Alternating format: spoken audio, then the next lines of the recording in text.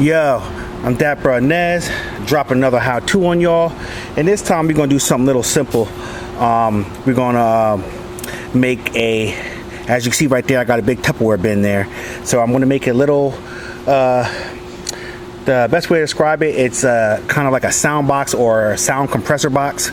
I bought a portable generator that I'm gonna be using the tailgate with. I'm sure you, if you look a couple reviews back, I did a review on the generator that I actually bought. It's a Wen 1800 watt generator. So I decided that, you know, like when you go tailgate and there's always that one guy that brought a generator and he just has it out and it's always so loud and you can barely hear yourself, let alone, you know, anything you're trying to do. So I'm trying to do it big this year. I went and got me a generator, but I decided to try to be a little courteous for the people around me, and I tried to figure out a cheap and effective soundproof box. Now, this doesn't cut out 100% of the sound, but it cuts out enough of the sound to where it makes a big difference. So with that being said, I'll show you how it's done. It's very simple and easy to do. I'm already put it together, so I'm basically going to be showing you the parts. It's very simple. It uses it could be done very cheap. I think it's only cost me 20 bucks, if that, for everything that I need, which is only two ingredients. Okay, first of all, you're going to need yourself some type of razor blade or cutting knife, really sharp cutting knife. And as you can see, the parts that I had down there, I have a big Tupperware bin, appropriate size for the size portable generator you have. Obviously, you're not going to find a big Tupperware bin if you have a big generator. So this is for like a portable generator. If you want to do a big generator, then you're actually building boxes, which is going to cost you a little bit more, but same methodology. And then, as you see on top of the Tupperware there, I have what's called the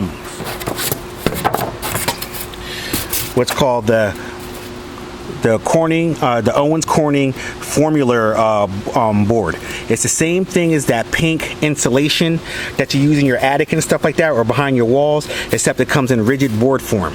Now this is perfect because this is going to absorb the majority of your sound, and the thing that's good about it is that it can withstand heat. Now it's not going to withstand a lot of heat. Obviously it can be melted, but the amount of heat that's going to be inside here, it can most certainly withstand that amount of heat, because it's not going to be that much heat, because the trick is to make sure this thing is ventilated.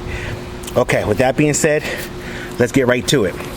Now, you're not going to actually be seeing me do it because I already did it, but I'm going to show you what I did. Basically, as you see this piece right here, I cut to the size, and as you see, I wrote lid on there because this is my lid piece. So this piece is going to be the part that I'm going to glue to the lid portion. And if you're looking inside here, you see that I actually cut out the piece of ridge board, because when you buy that board, it comes in one large piece, 8 foot long by 2 feet wide by 3/4 inches thick.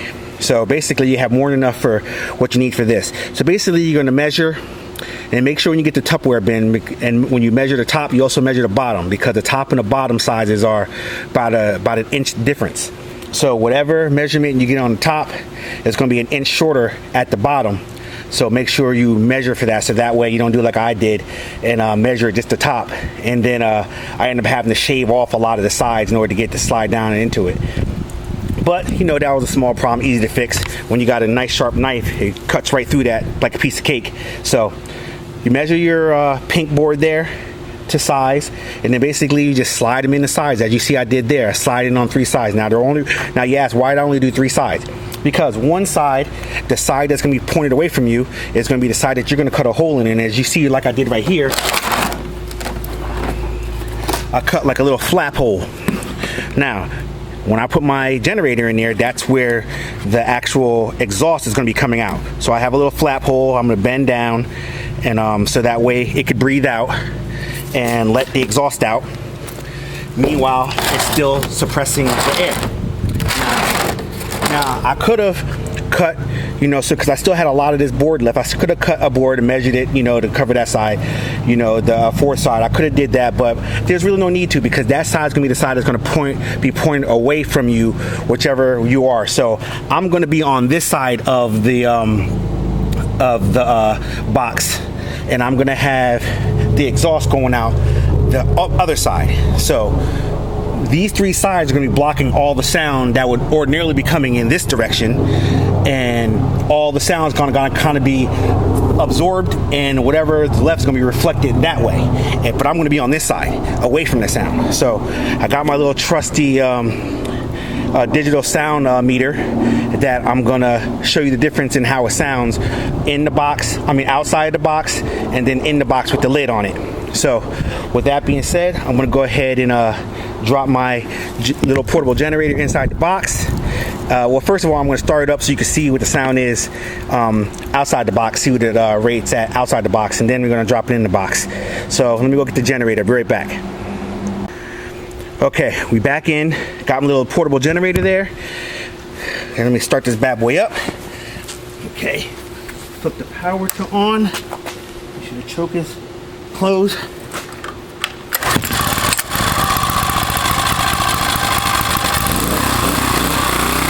Okay, now let's check the sound.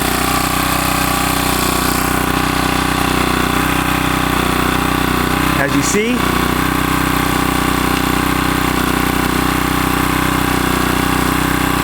it's about 81 to 82 decibels. Obviously it's going a little louder because I'm yelling here now, but it's about 81 to 82 decibels.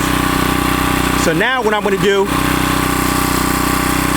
is I'm going to drop it into the box, so you can. Then we're going to measure the sound that reads when it's in the box.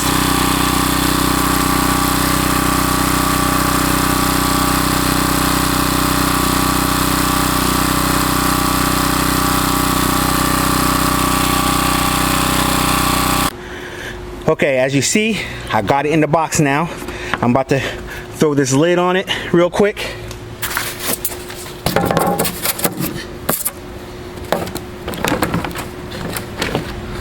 Oops, I guess I should start it first.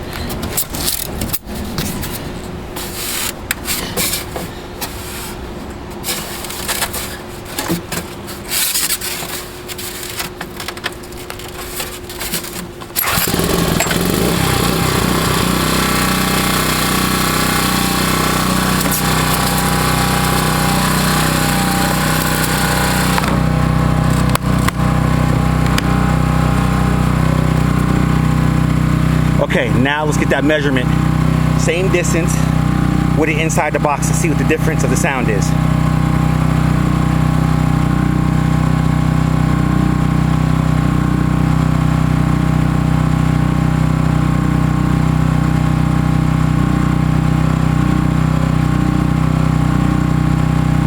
So literally, you're talking about, see, I can actually talk to you guys without yelling now. Literally, you're talking about 8 to 10 decibel difference in sound with it inside the box. Now keep in mind, I'm going to have this box on the other side of my car, so that's going to be even less. So you're going to be talking about, when it's on the other side of my car inside this box, you're going to be talking about a difference probably about 15 decibels, which is a huge difference. As you can tell right now, I'm kind of talking just a little bit above regular, whereas before I was yelling because it was just blatantly loud. So I just wanted to throw together a quick video on how to make your own personal box to show you in action.